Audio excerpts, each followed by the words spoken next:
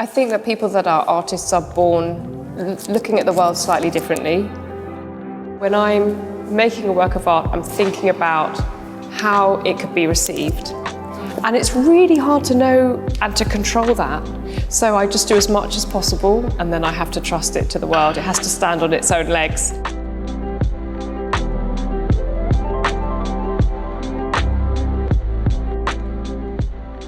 Ask me any questions that you like, during this time that we have together. Don't be shy. Don't think you're asking the wrong question or that you can offend me or anything like that. Just be free to have a genuine conversation. That would be great. This is my first time at an art gallery, so woohoo. Amazing. What is your goal when you're doing artwork, and not even how do you express it, because you express it pretty well, but I just want to hear it exactly from you. What is your goal? What I would like to do when I'm in the studio is I'd like to finish a work of art that speaks to everyone that looks at it.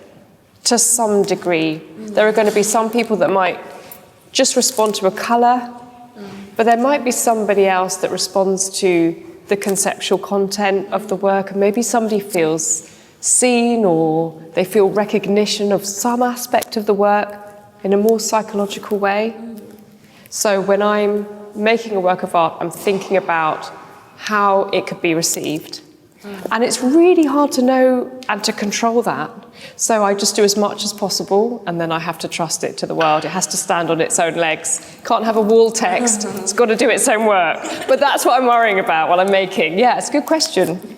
These two paintings right here, they're very cool, but I want to know, what does, the line symbolize? I'm really glad you asked that question, because it's actually this is a very geeky thing to say, so apologies, but it's actually really hard to paint light with oil paint, because if you have any kind of fluorescent pigment inside the oil paint, it degrades. So by the time you've mixed it with the gloopy oil, it's gone like a thick, creamy colour. It's no longer, going to be bright.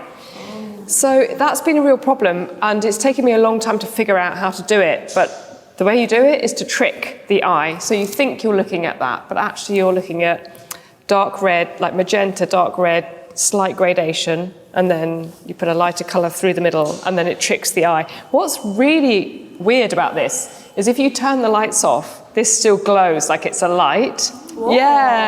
Yeah.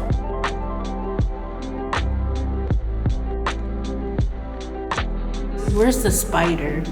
The spider isn't there because these paintings ask a lot more questions in response to the questions that somebody looking at the work might bring.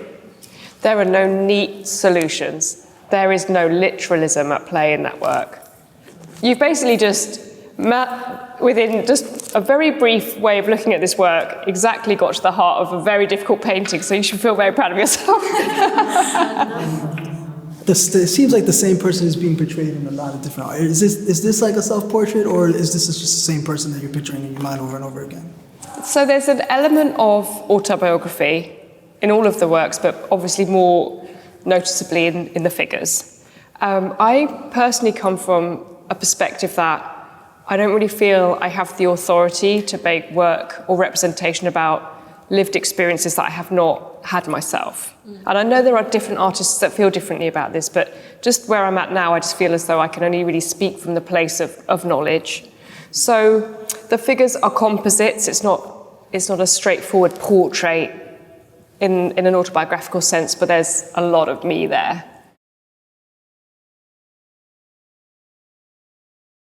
One of the questions I have is, how was it for you to become an artist? And more specifically, how was it for you to be successful, your experiences and being able to come at an art exhibit? I think that people that are artists are born looking at the world slightly differently. I don't think going to the right school necessarily or having a certain path determines whether you're a good artist. We're either good artists or we're not, So the key to that is just to be really single-minded and to pursue your particular way of being in the world and way of creating.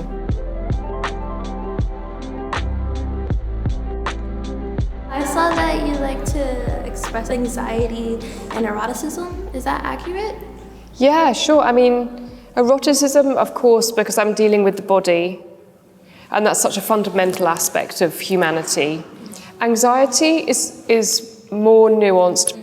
There's also like a more generalized universal anxiety. For example, we're talking about climate and just there's a sense with all these paintings that there's something slightly on the slide. There's no solid ground. Everything's slightly tilting or oscillating, whether it's the presentation of gender or whether it's a more geographical thing with these freezing, melting icescapes.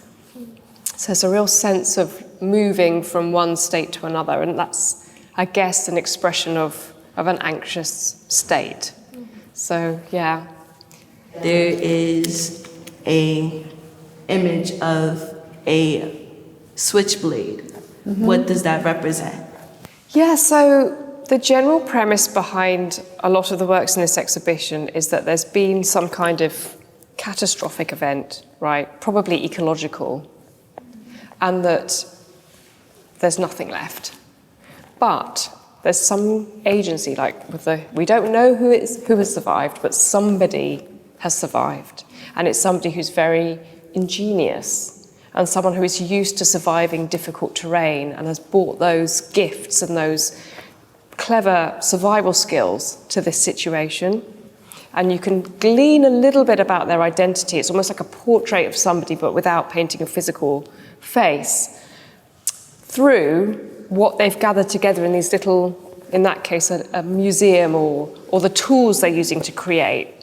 So in that scenario, a jackknife would be something that, in fact, that's actually something from my studio, but these are the things that have been maybe rescued from the environment and gathered together as treasures. So that's what I'm thinking about, and a very similar premise to this work as well. Although this is more, I always feel as though this is slightly different. This is just treasures that have been found, whether that's like an old half-eaten chocolate, because that shows us that there aren't chocolates anymore, you know. Like if these things are treasures, then it's a pretty bleak situation. Whereas in this artist tools, this is asking more of a slightly different question: who gets to be an artist? And maybe the person that thinks that purple lipstick is something to be treasured gives us a clue to who has survived, you know, who survived that and who can survive this, you know. I've noticed that you sneak in a palm tree in this piece and behind the islands and a couple of others. Is there a significance behind the palm tree? Yeah, there is. The palm trees, for me, is like a shorthand of paradise, or like the ultimate fabulous landscape. Because I'm from London, don't forget, guys. It's cold, wet and rainy. So I always think a lot of imagery of the palm tree is like an amazing island. Hot, beautiful, sunny conditions. It's become like a shorthand way of signing paradise or a really heavenly landscape. So if I remove it from a t-shirt or an earring and I put it on a painting that's of a very bleak, catastrophic event, then the palm tree becomes a kind of sad inversion of that idea, you know? Like recontextualizing really romantic imagery into a difficult painting. Instead of having the patterns, like the inspiration of what the pattern with like the cloth, I noticed like you have it around, and it's like fashionable a little bit. Yeah. I'm into fashion, and I see the glasses are hippie, and I want to know the pattern. Like I see it as an inspiration, so I want to know what got you into that mood to do different elements with that you playing with it. I love fashion. I love fashion. I think it's not, sometimes it can be looked down a bit as though it's something frivolous.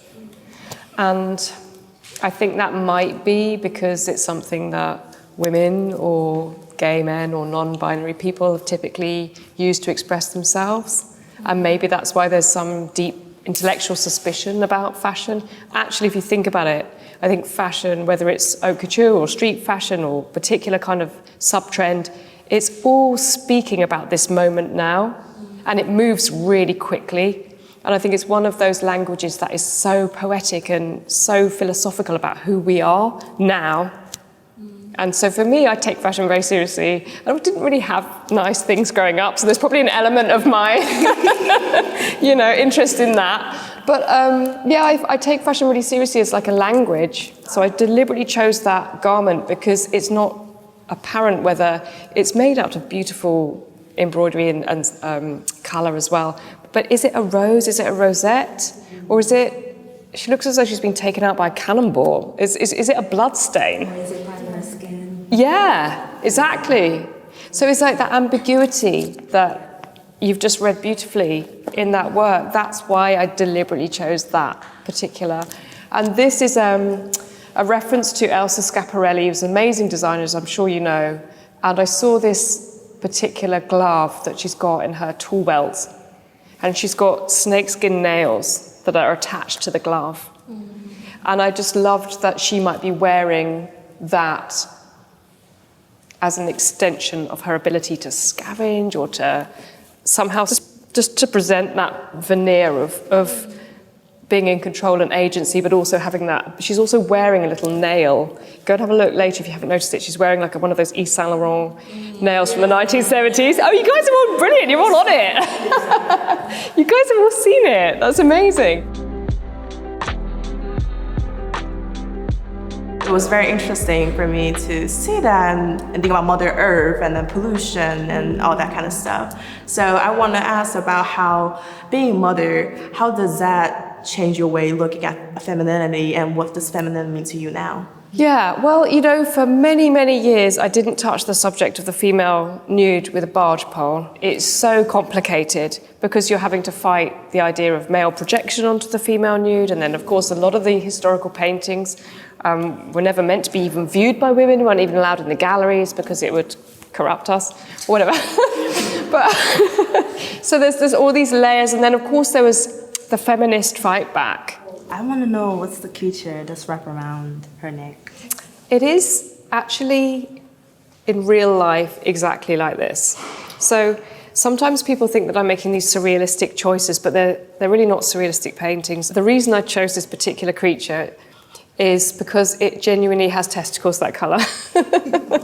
All through the exhibition, whether it's her visor, whether it's her sunglasses, there's like this sense of ombre, this bleeding of one colour into another.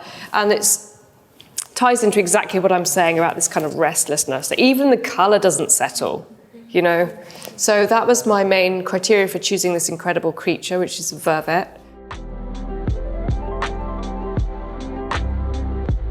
So I've noticed there's a lot of butterflies all over the place. Why is that butterfly on the scissors? Does that have a specific representation or? Yeah, if you look really carefully, you'll see that it is a very specific strange creature that I only found about 6 months ago. But they're called an orchid mantis, like a miniature praying mantis. It's kind of got these front claws here, but they look like a flower. They really do genuinely, they've developed this ability to camouflage on a stem. This is a good example for the rest of the exhibition. It's very much to do with perceived threat and evasion and camouflage and what these figures are telling you about their inner life and what they're refusing to tell you about their inner life. So there's always this sort of push and a pull. So camouflage in nature and mimicry and truth and evasion, these are all key components to this exhibition. Thank you so much. It was amazing. Really beautiful.